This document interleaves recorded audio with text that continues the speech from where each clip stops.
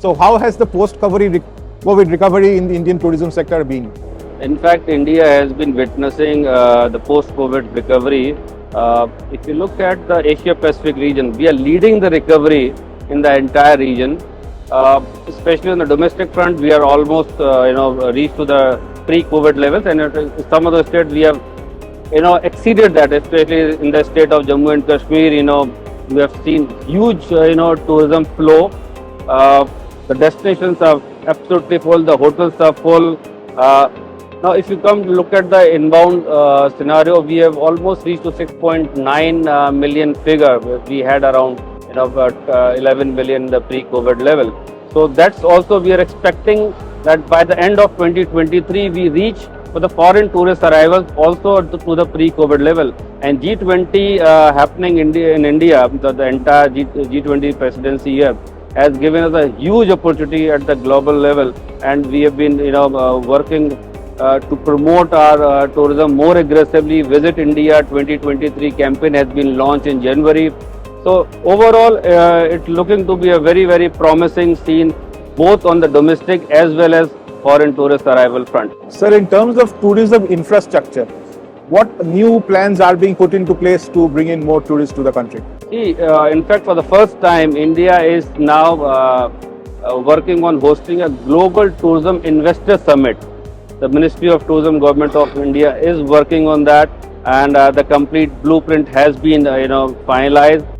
We are just in the process of announcing that. There has been roadshows across the country and even the virtual roadshows overseas market also, where we have connected with the prospective investors to come and be part of this journey. Where as I said, India is on the cusp of huge development on the tourism front, where we want all the potential investor to be part of this journey. We have seen massive improvement on the infrastructure in terms of the connectivity. There are now plenty of airports across the country. There are smaller destinations being covered through air.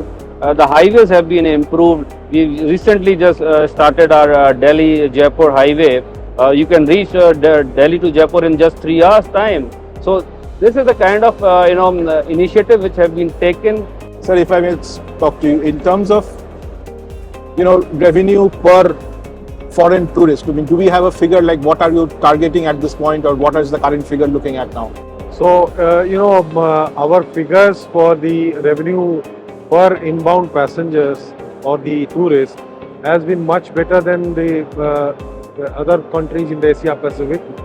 And if you look at the numbers, the average expenses is much higher, as I mentioned, and it is going to be growing because our the robustness with which we are promoting our destinations, and we are trying to keep people for a much longer period. I will give you a concrete example. Earlier, the tourists used to go to Kerala for 2 days, 3 days packages. They increased it to about 7 days, 10 days. Now, the people are going for 15 days. So it's very natural that if you are staying for a larger number of nights, that is going to create a lot of buoyancy in our revenue, and per passenger is also going to be much higher. Sir, in terms of new circuits, what are we looking at? In front of, so far as the infrastructure development is concerned, the new airports have come up, new highways have come up. All the state tourism boards, all the tourism state departments, they are coming up with the innovative ideas to develop and promote tourism in their state. They are also aggressive in their marketing efforts and collaborating with Ministry of Tourism to put a united front and bring a lot of tourists to India. In terms of collaborating with overseas tourism boards, or tying up with other airlines to promote transits through India, are there anything being done on that front? Ministry of Tourism has a holistic approach to promote tourism in collaboration with the state governments, with the airlines and with Indian Mission. Ministry of Tourism is really putting a lot of emphasis in a collaborative efforts and integrated approach to promote India in the international market. And Ministry of Tourism has also appointed and designated tourism officers in the important source markets. So embassies are also playing a crucial role and supplementing the efforts of Ministry of Tourism. So if I may ask you, how important, where is the UAE placed in terms of as a source market for Indian tourism? See, if you look at UAE, there's a twin, encouragement for us. One is definitely to have more foreign tourists from the region coming to India and experiences various products, especially the luxury products, the wellness, the medical tourism, which are the big draw for the tourists here. As I said, the NRIs and the overseas Indian community is very, very strong in the region, especially for the promotion of, as I said, the medical tourism purpose. They have been coming, and we are encouraging them to come back and to get those activities, the medical tourism part.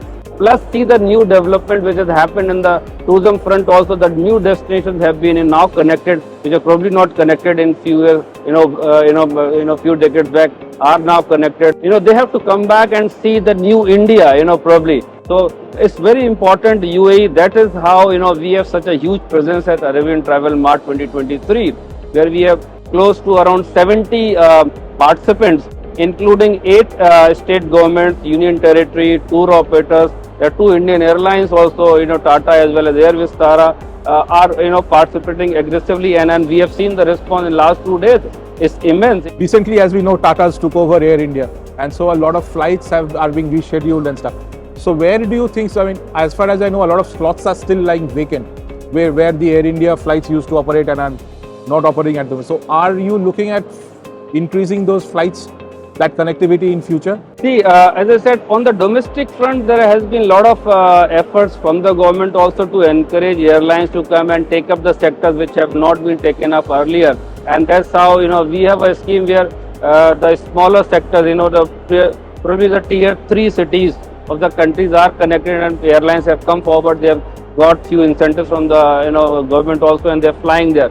Now, on the international front, of course, it is always the demand and supply is always on the front in terms of what capacity the airline brings it to a particular destination, and looking at the two ways demand between India and other countries, or if you talk about the region, the Middle East.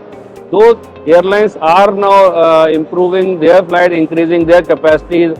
They are now going to different cities in the country itself. We hope that this would be a huge market for the, at least even for the all the airlines. Air India has recently put in an order of buying a huge number of planes as well. Thank you so much. Thank you.